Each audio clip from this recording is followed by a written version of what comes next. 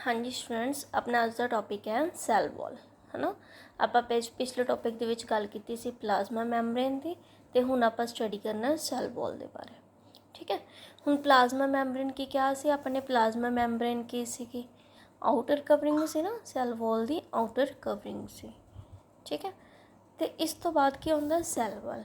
Cell wall की होंदी आ plasma membrane तो भी ज़्यादा सिक्योरिटी प्रोवाइड करता है सैल वॉल।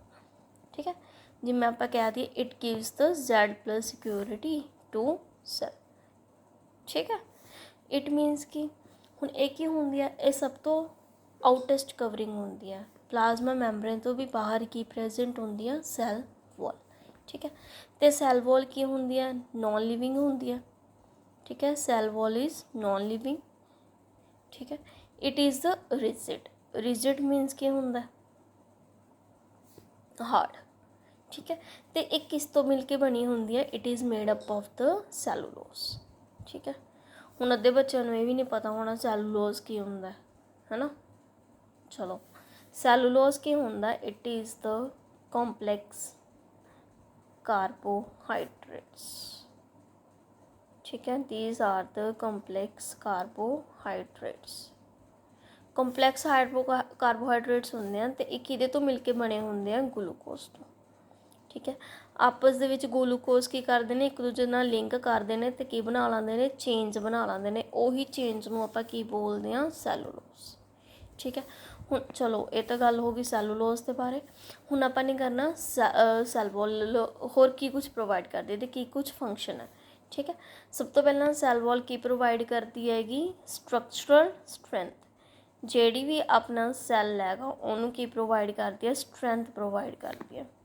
ठीक है, भी किसी भी केस के विच आके सैल नूं कोई भी नुकसान ना पहुँच पाए। ठीक है, यही इसका फंक्शन है। Z+ सिक्योरिटी का मतलब यही होंदा है। ठीक है, हुण इस तो बाद की होंदा हैगा प्लाज्मोलाइसिस। प्लाज्मोलाइसिस एक प्रोसैस होंदा अपने कोल, प्लाज्मोलाइसिस है ना। ਇਹਦੇ ਵਿੱਚ ਕੀ ਹੁੰਦਾ ਹੈਗਾ, जिवें मैंने ਤੁਹਾਨੂੰ ਕਿਹਾ ਸੀਗਾ कि अगर ਆਪਾਂ ਪਲਾਂਟ ਸੈੱਲ ਨੂੰ ਹੈ ਨਾ, ਪਲਾਂਟ ਸੈੱਲ ਨੂੰ ਅਗਰ ਆਪਾਂ ਹਾਈਪਰਟੋਨਿਕ ਸੋਲਿਊਸ਼ਨ ਦੇ ਵਿੱਚ ਰੱਖਦੇ ਹਾਂ, ਹਾਈਪਰਟੋਨਿਕ ਸੋਲਿਊਸ਼ਨ ਦੇ ਵਿੱਚ ਅਗਰ ਆਪਾਂ ਪਲਾਂਟ ਸੈੱਲ ਨੂੰ ਰੱਖਾਂਗੇ, ਹਾਈਪਰਟੋਨਿਕ ਕਿਹੜਾ ਸੀਗਾ, ਜਿਹਦੇ ਵਿੱਚ ਵਾਟਰ ਦੀ ਪ੍ਰੈਜ਼ੈਂਸ ਅੰਦਰ ਜ਼ਿਆਦਾ ਹੁੰਦੀ ਹੈ ਤੇ ਬਾਹਰਲੇ ਇਨਵਾਇਰਨਮੈਂਟ ਦੇ ਵਿੱਚ ਘੱਟ ਹੁੰਦੀ ਹੈ। ਇਟ ਮੀਨਸ ਕਿ ਸੈੱਲ ਦੇ ਵਿੱਚੋਂ ਕੀ ਹੋਊਗਾ, ਵਾਟਰ ਬਾਹਰ ਰਿਮੂਵ ਹੋਊਗਾ ਨਾ। अगर वाटर बाहर जा रहा है ऑसमोसिस के थ्रू, तो सैल इत्थे की करदा हुंदा सीगा, श्रिंक है ना।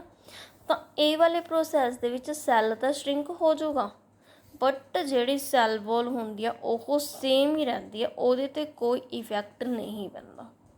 ठीक है, इट मीनस कि है भी जिहड़ी सैल दी सैल वॉल होगी उहदे ते कोई इफैक्ट नहीं होगा, बट बाकी सारिया सैल के अंदर जो कुछ भी प्रेजेंट है, प्लाज्मा मैमब्रेन न्यूक्लियस, ठीक है, वो सारा कुछ श्रिंक हो जाऊगा, बट जी सैल वॉल है वो एज इट इज़ ही रहूगी। वाई? क्योंकि सैल वॉल इज़ रिजिड। ठीक है, समझ आया इन्ना। हुण इस तो बाद आप गल करते हैं function of cell wall. Function of cell wall, ठीक है। हुण सब तो पहला इहदा की फंक्शन हैगा, भी जिहड़े सैल नूं है, सैल नूं बर्स्ट होण तो रोको। ठीक है, सैल नूं बर्स्ट होण तो की करूगी, स्टॉप। ठीक है, हुण इहदे विच की होगा, अगर आप सैल नूं, प्लांट सैल नूं लगा लो, अगर आप उहनूं हाइपोटोनिक सोल्यूशन च रखदे हां, किहड़े सोल्यूशन च रखांगे हुण, हाइपोटोनिक दे विच। हाइपोटोनिक दे विच, हाइपोटोनिक दे विच की हुंदा सीगा, वाटर दी अमाउंट बाहर ज़्यादा इनसाइड घट है। इट मीनस कि वाटर अंदर मूव करूगा ना। हुण अगर वाटर अंदर मूव कर रहा तो सैल का साइज़ की होगा, इनक्रीज़ होगा। इनक्रीज़ होना विल मीनस कि सैल विल गैट स्वैल है ना।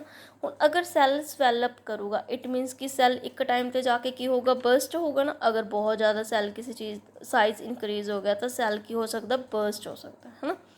बट जी सैल वॉल होंगी है वो की करती है, हुण देखो ਇਹਦਾ साइज़ की हो रहा, इनक्रीज़ हो रहा, बट एक साइड पर आके जी सैल वॉल वो भी उन्ना ही प्रैशर एग्जर्ट करती है। देखो साइज़ ਇਹਦਾ इनक्रीज़ हो रहा, बट सैल वॉल उस पर प्रैशर लगा के उन्होंने सेम उस पोजीशन पर लैके आने की कोशिश कर रही है। ठीक है। इट मीनस कि इस केस ਦੇ ਵਿੱਚ ਸੈੱਲ ਕੀ ਹੈ ਸਵੈਲ ਹੋਣ ਤੋਂ ਰੁਕ ਜਾਊਗਾ। ठीक है, क्यों रुकूगा? क्योंकि सेल वॉल की करती है exert pressure, cell wall exert pressure, ठीक है, अगेंस्ट स्वोलन सेल। ठीक है, इसे करके जिहड़ा सैल की है बर्स्ट होने तो रुक जाऊगा। ठीक है, ये फंक्शन है सारे सैल वॉल दे। आपने की कुछ किता गा, सैल वॉल की करती है Z प्लस सिक्योरिटी दिंदी है। ठीक है, it is the outer covering of the cell.